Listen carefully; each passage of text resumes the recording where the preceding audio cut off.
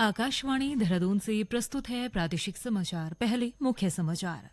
प्रधानमंत्री नरेंद्र मोदी ने लोकसभा में राष्ट्रपति के अभिभाषण पर धन्यवाद प्रस्ताव पर जवाब दिया। कहा, वर्तमान सरकार तुष्टीकरण की नहीं, संतुष्टीकरण की राजनीति करती है।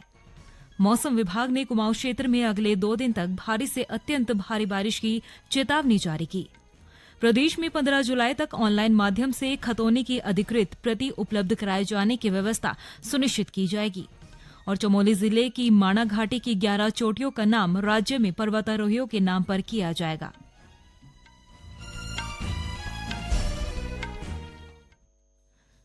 नमस्कार, समाचारों के साथ मैं प्रियंका मलिक और अब समाचार विस्तार से।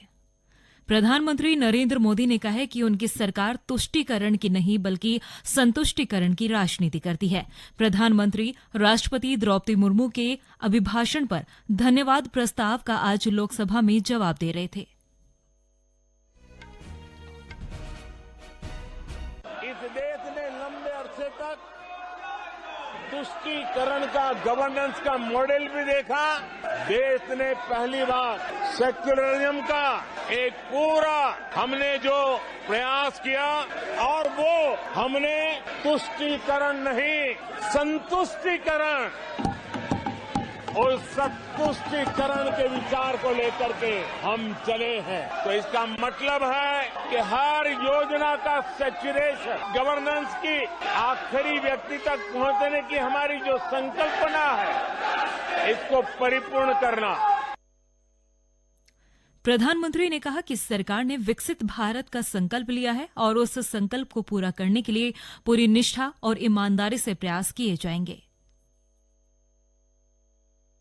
मैं आज देशवासियों को विश्वास दिलाता हूं कि विकसित भारत के जिस संकल्प को लेकर के हम चले हैं, उस संकल्प की पूर्ति के लिए हम भरसक प्रयास करेंगे, पूरी निष्ठा से करेंगे, पूरी ईमानदारी से करेंगे, और हमारा समय का पल पल और हमारे शरीर का कण कण हम देशवासियों को विकसित भारत के सपने को पूरा करने के लगाएंगे। हमने देश की जनता को कहा था 24/7 फॉर 47।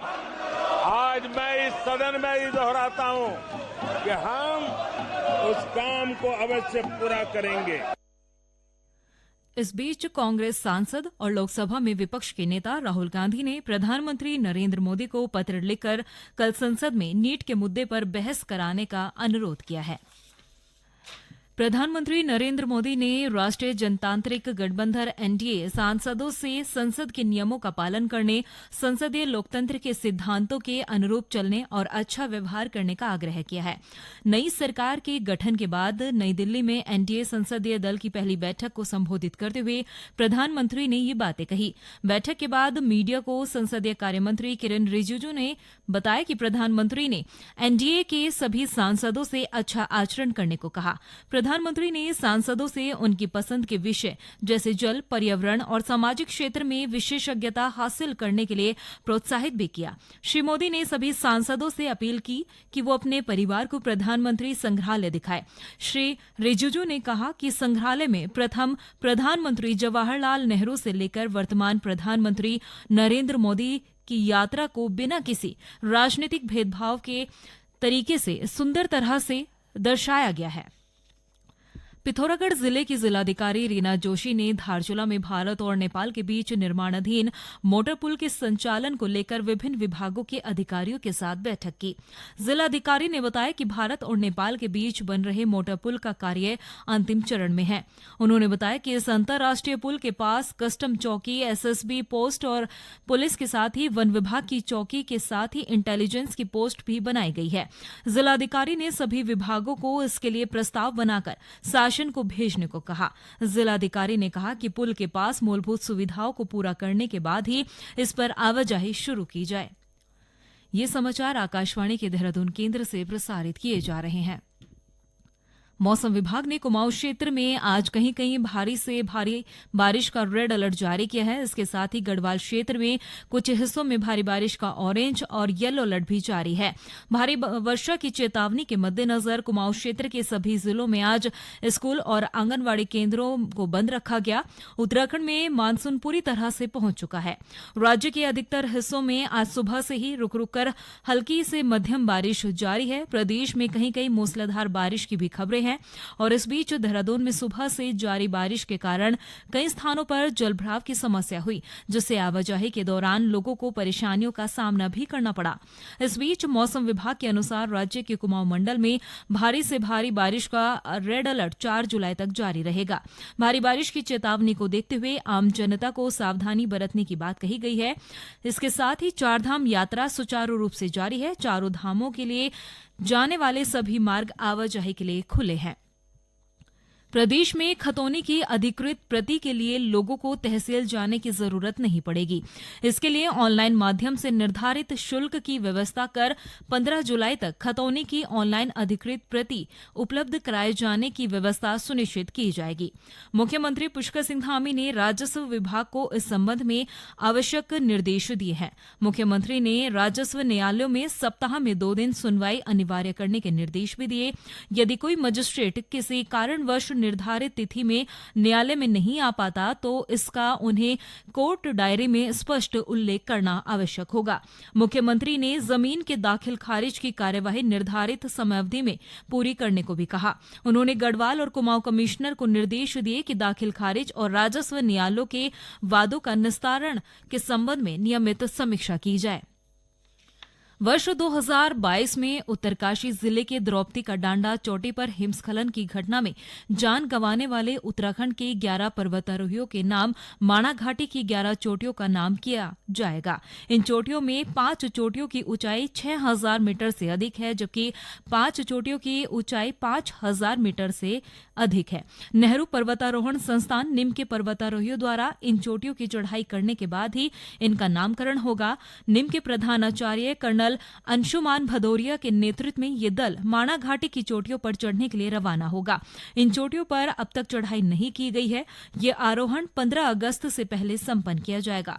श्री भदौरिया ने कहा कि हिमस्खलन में मारे जाने वाले पर्वतारोहियों को श्रद्धांजलि देने के लिए अनारोहित चोटियों के आरोहण और नामकरण की ये योजना बनाई गई है। ये पर्वतारोहण अभियान इसी सप्ताह से शुरू होगा। 2022 में जो इंसिडेंट हुआ था जिसमें कि 29 लोग वीरगति को प्राप्त हुए थे, उसमें से 11 जो लोग उसमें वीरगति को प्राप्त हुए थे वो उत्तराखंड के थे। तो अभी हमने प्लान किया है कि उत्तराखंड में हम 11 अनक्लाइम्ड अननेम्ड पीक्स को क्लाइम करेंगे और उसके बाद उन पीक्स को हम उन जो 11 लोग जो इस इंसिडेंट में नहीं रहे थे उनके नाम पे पीक्स का नाम रखेंगे। गौरतलब है कि अक्टूबर 2022 में एडवांस माउंटेनियरिंग कोर्स के दौरान द्रौपदी का डांडा हिमस्खलन की घटना में जान गंवाने वाले 29 पर्वतारोहियों में से 11 उत्तराखंड के निवासी थे। इसमें एवरेस्ट पर सफलतापूर्वक आरोहण करने वाली पर्वतारोही सविता कंसवाल भी शामिल थी। प्रदेश में आगामी 22 जुलाई से कावड़ यात्रा शुरू होगी। मुख्यमंत्री पुष्कर सिंह धामी ने कावड़ यात्रा की तैयारी शुरू करने के निर्देश दिए हैं। उन्होंने कहा कि यात्रा की तैयारियों को मजबूती देने के लिए हरिद्वार में भी बैठक का आयोजन किया जाएगा। पिछले साल 4 करोड़ से अधिक शिव भक्त कावड़ यात्रा के दौरान उत्तराखंड पहुंचे थे। कावड़ यात्रा की तैयारियां शुरू हो गई हैं। हम हरिद्वार में एक बड़ी बैठक हर वर्ष करते हैं और जल्दी इस वर्ष भी एक बड़ी बैठक करेंगे कि कांवड़ यात्रा पिछले सालों के मुकाबले हर साल बढ़ रही है। पिछले साल भी हमारी 4 करोड़ से ज्यादा शिव भक्त कांवड़िए वहां आए थे। इस वक्त भी आएंगे तो उनका सबका हम स्वागत करेंगे, अच्छी व्यवस्था करेंगे। नई टिहरी में चंबा थाने के पास भूस्खलन प्रभावित क्षेत्र का उपचार कार्य शुरू कर दिया गया है। जिलाधिकारी ने बताया कि प्रभावित क्षेत्र में वैज्ञानिक तरीके से सुरक्षात्मक कार्य किए जाएंगे। इसके लिए 1 करोड़ रुपए से अधिक की कार्य योजना बनाई गई है। जिलाधिकारी ने आवश्यकता पड़ने पर आपदा, खनन, न्यास आदि मदों से भी उपचार के काम को पूरा करने के निर्देश दिए हैं। उन्होंने 2 महीने के भीतर सभी कार्य पूरा करने को कहा। गौरतलब है कि पिछले साल चंबा थाने के ऊपर टैक्सी स्टैंड पर भारी भूस्खलन में 5 लोगों की मृत्यु हो गई थी। और अंत में मुख्य समाचार एक बार फिर।